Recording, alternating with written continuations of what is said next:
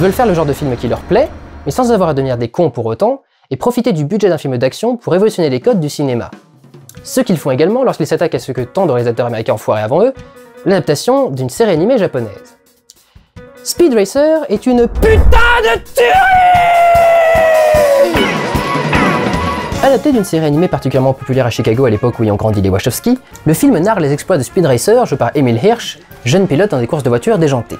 Toute sa famille ne vibre que pour les courses de voitures et s'est constituée en tant qu'écurie professionnelle. Tout cela va être remis en jeu lorsque le PDG de Royalton Industries, joué par Roger Allam, vient lui proposer de signer avec lui. Monsieur Royalton ne supporte pas le refus du jeune homme et jure de faire tomber l'entreprise familiale. Contacté par la police du Grand Prix, il va les rejoindre dans leur lutte contre la corruption entre les différentes écuries et tenter de faire tomber Royalton. Bon, alors dit comme ça a l'air un peu con, mais en fait c'est surtout simple. C'est le scénario le plus direct et accessible qu'ils aient écrit car leur but était clair. Réaliser un film qui rende hommage à leur dessin animé d'enfance. Speed Racer ne ressemble à aucun film que vous ayez vu. C'est issu du désir de Lana et Andy Wachowski de constamment challenger les conventions du cinéma. Tout le découpage est révolutionné par une émulation des procédés de l'animation japonaise. Ils ne pensent pas en plans, mais en couches comme des calques d'animation. Le film ayant presque intégralement été tourné sur fond vert, à quelques exceptions près, les Wachowski disposent de plans qu'ils peuvent associer dans tous les sens à leur convenance, triturer et bidouiller. Tout le film est fait pour plaire au Sprite, le petit frère de Speed, qui sommeille en nous. Des effets typiques de l'animation sont transposés au cinéma live action. Les acteurs passent en volet au-dessus de l'image, permettant souvent de faire la transition entre deux plans ou deux scènes, utiliser toujours le même arbre qui se répète à l'infini sur le bord des routes, les déplacements latéraux sur de grandes images comme avec les commentateurs sportifs, des panoramiques sur des matte paintings alors qu'ils auraient pu modéliser simplement le lieu en 3D comme la métropole, et des effets semi-psychédéliques comme ce passage où ils changent la colorimétrie des calques pour les résumer à l'opposition de deux couleurs primaires, ou encore utiliser des raies de lumière pour simuler la vitesse grâce à la neige dans le combat contre les mafieux, mais en particulier quand Sprite et Chim Chim s'imaginent dans leurs animés préférés. Véritablement en japonais sous-titré dans le film. A noter ce plan où Speed semble aller si vite qu'il liquéfie la peinture du calque en dessous. Le film pourrait vous paraître étrange, mais vous n'imaginez même pas à quel point ils ont été fidèles à la série. Pour vous dire, Speed aborde sur son casque un M qui n'a aucun sens. Sauf si on sait que dans la version originale japonaise de la série, la famille Racer s'appelle la famille Mifune. Captain Mifune. L'hommage est tellement poussé qu'il respecte même les défauts de la localisation aux USA. Bon, d'accord, personne n'en avait rien à foutre de Speed Racer. Mais imaginez qu'ils adaptaient l'histoire de Dragon Ball Z avec la même fidélité stylistique que Speed Racer. En gros, ça donnerait le combat final de Matrix 3 entre Smith et Neo en 1000 fois plus nerveux et coloré. Nouveau caleçon? Plusieurs mouvements de caméra sont issus directement du show d'origine. La course de Speed amène au travelling circulaire et à la pose de la victoire qui terminait le générique d'ouverture. Go Speed Racer, go Speed Racer, go! Ils peuvent surtout se permettre de reproduire les mouvements de caméra de l'animation, comme filmer vers le haut en dessous de la voiture et remonter à hauteur d'homme en un seul mouvement rapide. Le fait de filmer des éléments réels et non des dessins animés change la donne, cela dit, et permet de mettre en avant quelques absurdités du médium, comme le fait que les personnages parlent avec une hauteur normale presque en toutes circonstances, y compris devant un jet supersonique en marche.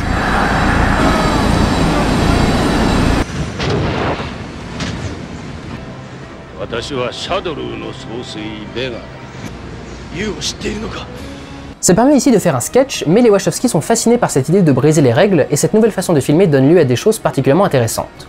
Par exemple, pourquoi le flou serait-il toujours rond? C'est ce qu'on appelle le bokeh, la forme du flou. Il reste rond avec les héros, mais il devient aussi carré, généralement lorsqu'on met en scène les enjeux de Musha Motors, ou en losange pour les scènes qui parlent de Royalton Industries, et même en forme de cœur lorsque Speed voit sa copine Trixie pour la première fois. Mais ça encore c'est simple et ça s'était déjà fait. Plus complexe, défier les lois de la physique et changer le point dans le cadre sans perdre ce qui était net avant. Ici, le fait de rendre le fond net devrait rendre Racer X flou. Mais non, eux ils voulaient le garder net. Sur le principe c'est faisable, mais il faudrait reculer la caméra tellement loin des personnages que c'est assez inenvisageable de le faire. Surtout, si on recule le point, ce qui est proche de la caméra sera forcément perdu. Pas ici.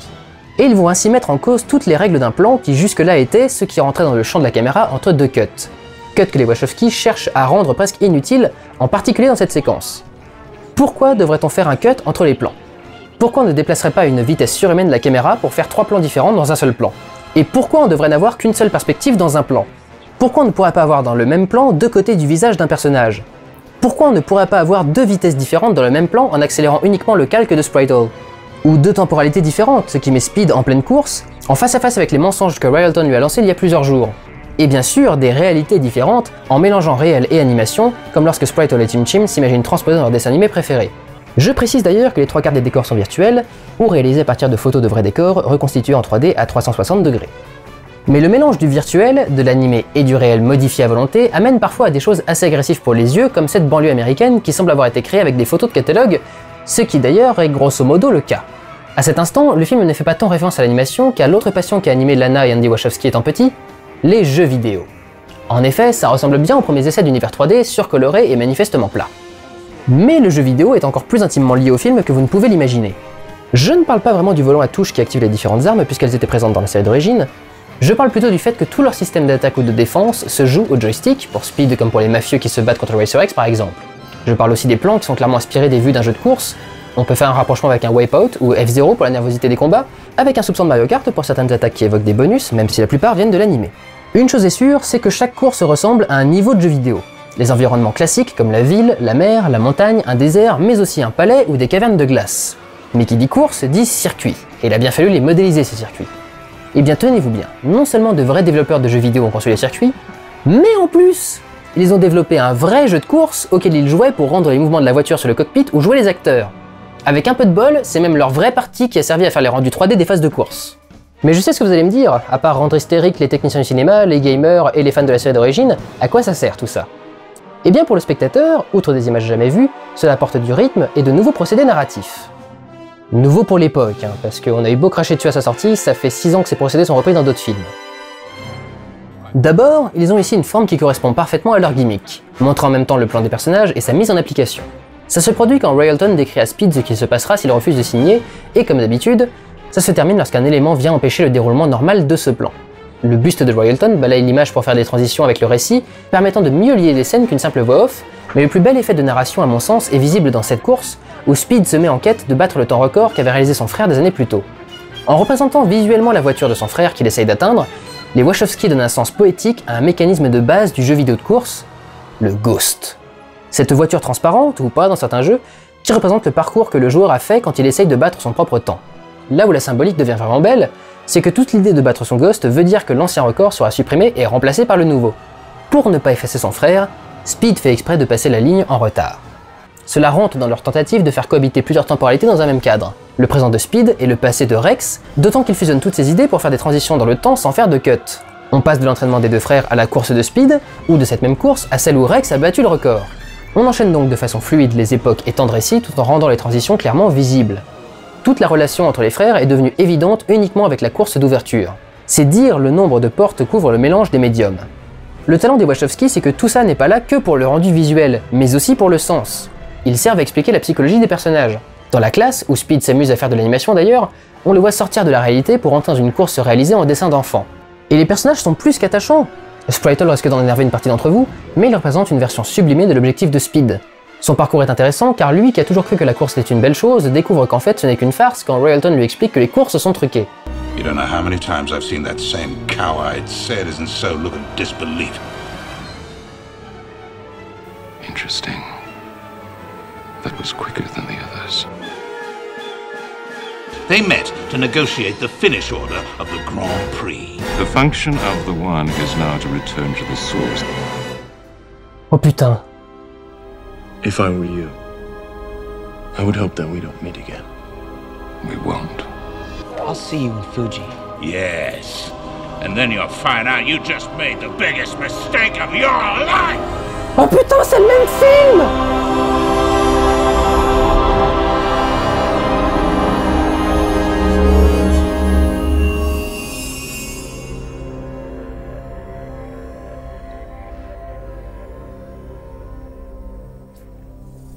Et oui, les Wachowski font partie des gens qui ont une idée en tête et pas ailleurs, et qui veulent vous la faire passer. Vous devez vous connaître vous-même et connaître le monde qui vous entoure pour pouvoir vous accomplir. Le parcours de Speed est exactement le même que celui de Neo. Il a grandi dans l'espoir de participer au championnat du monde et découvre que ce n'est qu'une forme de contrôle, une matrice faite de règles qu'on peut contourner ou enfreindre, n'ayant pour seul but que l'enrichissement d'une caste dominante qui fabrique des machines d'ailleurs. Il va découvrir l'existence d'un autre monde, celui de la police du championnat, qui voit en lui un élu pour arrêter les activités criminelles. Lorsqu'il réalise que cette voie ne fonctionne pas non plus, fort de son parcours et de ce qu'il a appris sur lui-même, il crée sa propre voie en retournant les règles contre elle. On peut d'ailleurs voir un oracle dans la mère jouée par Susan Sarandon, ou Morpheus dans le père joué par John Goodman, un mérovingien dans le mafieux et donc l'architecte en Royalton. Pourtant, ça n'a tellement rien à voir, aussi bien dans le visuel que l'histoire, qu'il faut s'attacher uniquement au rôle symbolique pour s'en rendre compte. L'élu, le guide, le sage, le contrôle, etc. Comme quoi, c'est pas parce que l'histoire d'un film est simple qu'elle n'est pas intelligente pour autant. Parce que la dernière fois qu'ils ont écrit sur ce parcours, il y en a eu pour 7 heures de film, et là ils l'ont fait en 2. Speed Racer est très loin d'être un film au look bizarre et sans intérêt. C'est une révolution narrative, technique, visuelle, un hommage à la série d'origine, à l'animation japonaise et aux jeux vidéo, un film nerveux servi par d'excellents acteurs et aux enjeux suffisamment importants pour vous captiver, à condition que vous soyez prêt à regarder un film qui vient de l'an 2130. Oui, vous me voyez venir avec mes gros sabots maintenant. S'ils font toujours le même film, l'intérêt c'est que comprendre un aspect de l'un vous permettra de comprendre le même aspect dans l'autre. Cet attachement à leur message n'est jamais aussi clair que dans Cloud Atlas. Un film, 6 fois la même histoire. La première raconte la traversée de l'océan d'Adam Ewing, joué par Jim Sturgis, fils de marchand d'esclaves. Empoisonné par son docteur à son insu, il va trouver un ami en la personne de Otua, esclave en fuite, qui va demander l'aide du jeune avocat pour être admis en tant que membre d'équipage sur le bateau. La suivante se déroule dans les lettres de Robert Frobisher, un jeune homme de bonne famille déshérité lorsqu'il a révélé sa bisexualité, joué par Ben Whishaw, écrivant à son amant Rufus Sixsmith, interprété par James D'Arcy, alors qu'il tente de devenir un des plus grands compositeurs du monde en devenant l'assistant de l'un d'eux, Vivian Ayres, tombé depuis quelques années dans l'oubli et le manque d'inspiration. Sixsmith devient plus tard un chercheur et rencontre dans un ascenseur en panne la troisième héroïne, Louisa Ray, jouée par Halle Berry, une jeune journaliste pour un magazine de musique pas très distribué. Ayant entendu parler de son père, Lester Ray, un grand reporter de guerre, il va la guider sur la piste d'une conspiration économique liée au projet de centrale nucléaire Swaneke. Son jeune voisin en écrira plus tard un livre qui sera publié par Timothy Cavendish, un éditeur avec peu de succès joué par Jim Broadbent. La chance lui sourit le jour où un ancien boxeur, dont il avait publié la biographie, booste les ventes de son livre en se vengeant d'un critique acerbe. C'est vachement bien les Wachowski, ça révolutionne le cinéma, c'est absolument génial, c'est dithyrambique, enfin pour moi on n'a pas fait mieux, même Hitchcock c'était de la merde à côté, hein, c'est...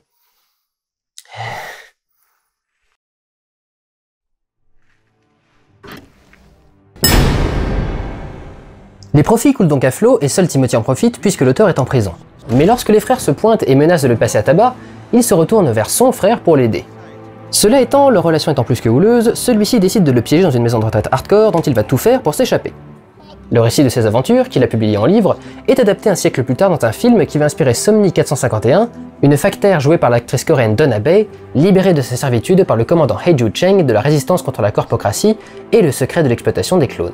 Ces idées parcourront le temps pour terminer le voyage en l'an 106 après la chute du monde civilisé, où elles deviennent la base de la religion de Zachary, un homme tourmenté par la peur qui l'a empêché d'aider son frère et son neveu contre une tribu barbare et cannibale. Il va avoir l'opportunité de se racheter en choisissant d'accompagner une presciente venue lancer un appel aux autres planètes colonisées nommée Méronime et jouée par Halle Berry. Et vous aurez remarqué que les acteurs jouent plusieurs rôles différents.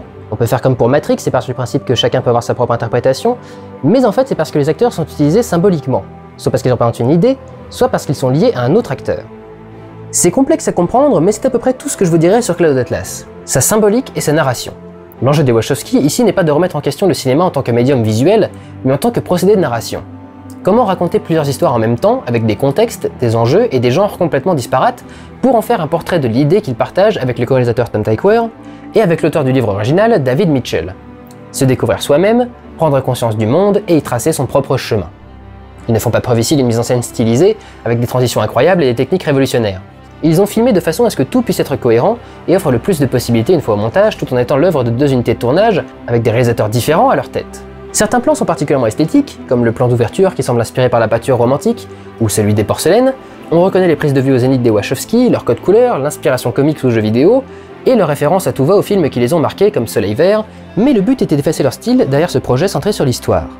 Les acteurs principaux sont tous porteurs de la même tache de naissance en forme d'étoile filante, mais les acteurs reviennent aussi jouer des rôles liés de façon plus subtile. Procédons par acteur pour revenir sur le sens de les utiliser dans plusieurs rôles, en commençant par le plus intéressant, Tom Hanks. Ou comment passer d'un escroc meurtrier au sauveur de l'humanité.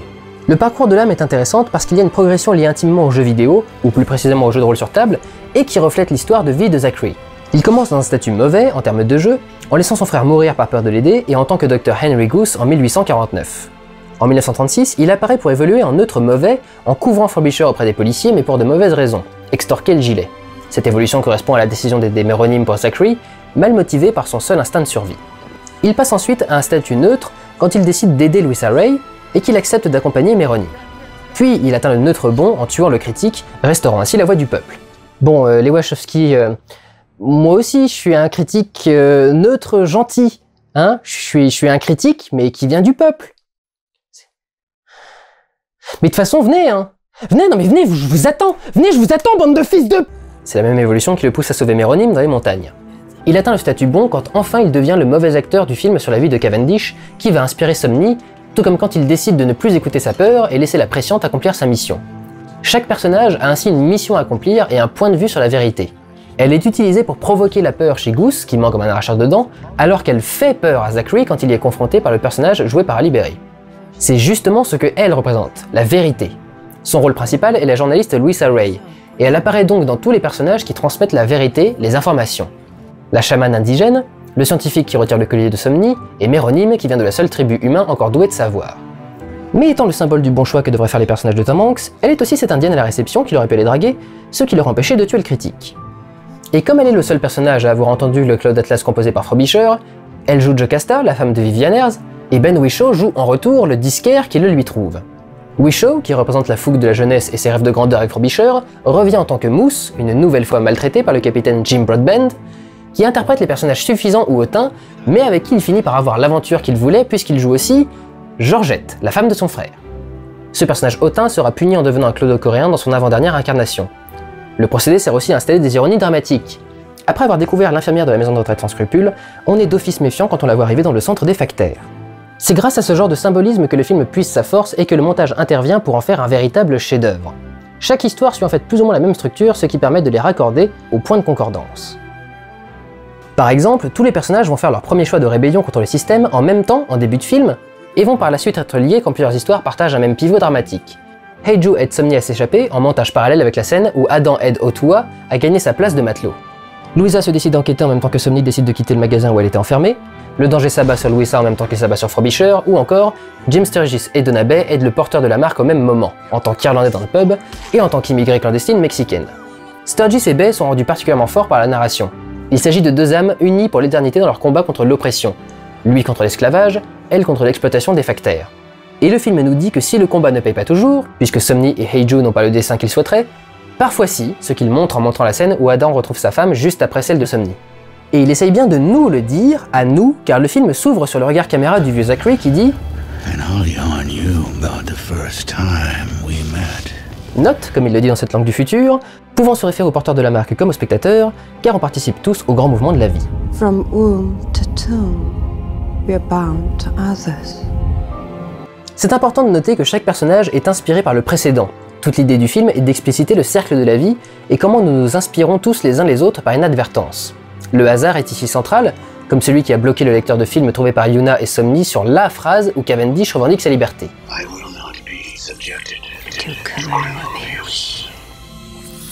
Encore une fois, et c'est certainement encore plus aidé par le fait que les Wachowski collaborent avec Tom Tykwer, le film veut puiser dans tous les styles pour faire un mélange des genres encore rarement atteint et qui fonctionne grâce à la cohérence du projet. Lana et Andy Wachowski se sont occupés des segments 1849, un film sur l'esclavagisme dans la lignée d'Amistad de Spielberg, 2144, film d'action SF aux faux airs de Matrix, Blade Runner ou Tron, et 106 ans après la chute, qui fait de la SF post-apocalyptique dans la lignée d'un Mad Max, L'Âge de Cristal, La planète des singes ou autre. Tom Tykwer s'est chargé des parties plus contemporaines, comme 1936, un faux biopic sur un jeune artiste, 1973, qui reprend l'esprit des films de la blaxploitation comme Shaft, dans un thriller politique comme l'affaire Thomas Crown ou Erin Brockovich, et 2012, une pure comédie britannique qui sera la bouffée de légèreté dans toutes ses grandes destinées. Ce qui est intéressant, c'est qu'avec ce procédé de narration, ce montage parallèle de 6 histoires radicalement différentes pendant 2 heures, vous avez la clé pour comprendre le schéma narratif de tous les autres films des Wachowski, car tous sont basés un peu sur ces mêmes symbolismes. Si vous regardez, l'histoire de Somni est exactement celle de Neo.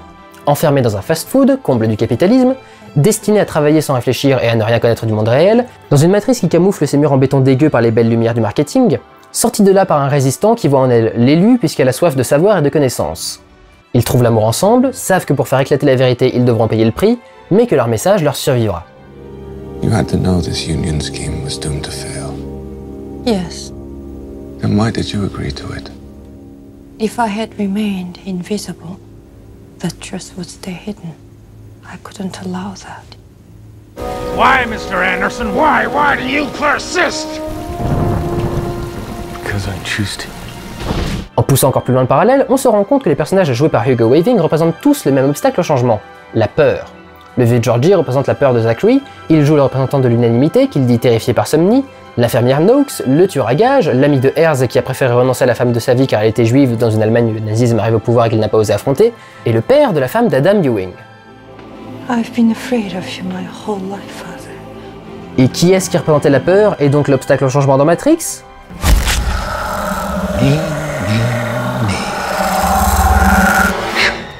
Me too. Vous vous rendrez compte en appliquant cette façon de lire le film, déjà qu'il aura beaucoup plus de sens et une force émotionnelle incommensurable, mais aussi que tous leurs films partagent les mêmes symboles. Les mêmes mots y reviennent à chaque fois. Vérité, choix, but, destin, savoir, amour et les mêmes structures de dialogue. On pourrait rêver à imaginer un Cloud Atlas géant de plusieurs heures qui mélangerait Bound, les 3 Matrix, Speed Racer et maintenant Jupiter Ascending pour raconter la même histoire dans plusieurs univers parallèles. Et ce n'est pas du plagiat ou un travail de feignasse. Comme je l'ai déjà dit, 95% des scripts suivent la même structure en 3 actes, toutes les histoires ont déjà été racontées, et tout ce qu'on peut faire, c'est changer le sens de cette histoire, ou la retravailler suffisamment pour que les spectateurs ne se rendent pas compte que c'est la même. Les Wachowski s'attendent à ce que vous soyez actifs devant le film, et à ce que vous y réfléchissiez une fois que vous êtes sorti de la salle. Même pour Speed Racer, et même pour Jupiter Ascending. Jupiter Jones, fille d'immigrés russes et femme de ménage jouée par Mila Kunis, se voit du jour au lendemain au centre d'une dispute entre les 3 héritiers de la famille Abraxas qui règnent sur l'univers. Elle serait la parfaite réincarnation génétique de la reine, qui a inséminé la Terre il y a 100 000 ans et, de fait, elle-même reine. Mais chacun des membres de la fratrie Abraxas veut récupérer la planète dans un jeu simplement motivé par l'orgueil. Aidée par Kane Wise, un humain amélioré pour le combat joué par Channing Tatum, elle va tenter de rester en vie et de sauver la Terre de sa moisson. Jupiter Ascending se présente comme tous les autres, un patchwork de registres partagés entre la SF, l'humour, le film noir, où les scènes d'action dantesques au point de devenir presque abrutissantes s'intercalent entre de longs dialogues, et rien de tout ça n'est là sans une raison. Le message contre le capitalisme est bien là, avec ces entreprises galactiques / matrices qui exploitent les humains comme ressources alors qu'ils sont les mêmes au fond. On annonce à Jupiter qu'elle est la reine de la Terre, mais toute solution qu'on lui propose pour sauver notre monde n'est que manipulation, jusqu'à ce qu'elle parvienne à créer sa propre voie. D'ailleurs, le film peut donner lieu à des suites, car même s'il a un message complet, le parcours de Jupiter s'arrête au même stade que Neo dans Matrix 1. Nul doute qu'il peut y avoir d'autres familles ou races dans l'univers qui voudraient notre Terre, et Jupiter a plus mis un frein au système qu'elle n'en a créé un nouveau. Le message du film est principalement une dénonciation des excès de notre société, ce qui implique qu'ils n'ont eu aucun remords à suivre une structure en 3 actes parfaitement hollywoodienne et appliquée à la lettre, pour un film poussé dans tous les extrêmes. Les scènes d'action sont surchargées de détails, les décors 1000 fois trop vastes, les races extraterrestres variées, il y a 10 000 fois trop de bougies chez Calic, le mariage chez Titus est gargantuesque, et l'entreprise de Balem est cachée sous la plus grosse tempête du système solaire. Balem lui-même est simultanément trop calme et trop en colère quand il parle. Il y a un message très clair destiné aux enfants de la génération Y, qui ont donc rejeté Matrix dès que son message s'est éloigné de « vous êtes spécial et vous allez faire ce que vous voulez » pour aller vers les dures réalités de la vie et de la cohabitation avec les autres. Les parents de Jupiter semblent totalement insouciants et passent toute l'intro à dire que leur fille sera extraordinaire, qu'elle pourra faire tout ce qu'elle voudra et qu'elle est tellement importante qu'il faut lui donner le nom de la plus grosse planète du système. It means your future hasn't been written yet. No one's has. Your future is whatever you make it. Ce qui l'amène à être forcément très déçu par la vie, sentiment renforcé par cet amour qu'on lui vend dans tous les divertissements, mais qui n'est jamais vraiment justifié. Tout le discours de Kane est basé sur cette désillusion. On se croit unique et spéciaux, la seule planète à abriter la vie, alors qu'on n'arrive même pas à estimer le nombre de planètes qui nous entourent. De quel droit serions-nous plus spéciaux que des milliards d'autres? Elle doit apprendre, comme beaucoup d'entre nous, à se satisfaire de ce qu'elle a et pas toujours à demander plus comme une entreprise cotée en bourse. Jupiter se rend compte que ce dont elle rêvait depuis toujours était assez creux et ne venait pas forcément d'elle, et décide de se concentrer sur ce qui compte vraiment pour elle plutôt que sur ses rêves préfabriqués. On peut retrouver ça dans la mise en scène, par exemple dans leur exploitation encore une fois des éléments de jeux vidéo. Comme le reste de ce que dénonce le film, ça n'a pas beaucoup de substance à part le divertissement. Par exemple, tous les témoins de mariage sont des sortes d'humains très basiques qui s'appellent des Sims et servent essentiellement à décorer au sens propre. Le reste n'est là que pour l'action.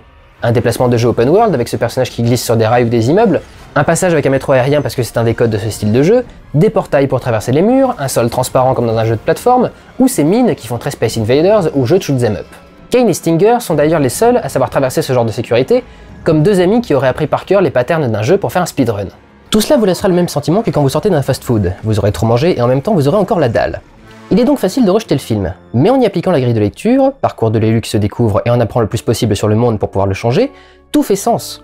Leurs décisions sont logiques et leur mise en application parfaite.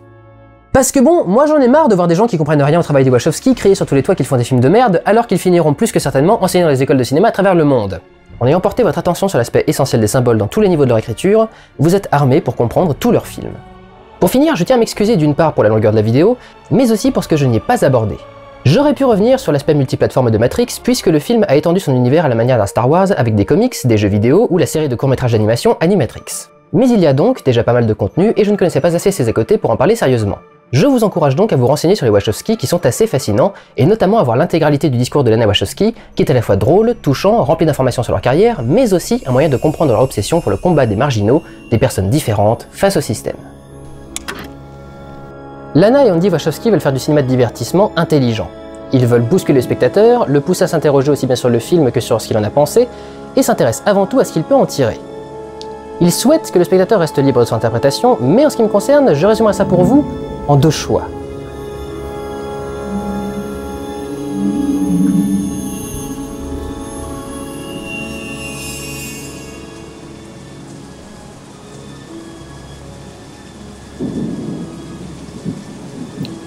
Prenez la pilule bleue et découvrez pourquoi j'ai raison, ou prenez la pilule rouge et découvrez pourquoi vous avez tort. Prenez soin de vous et allez voir des films. Ciao!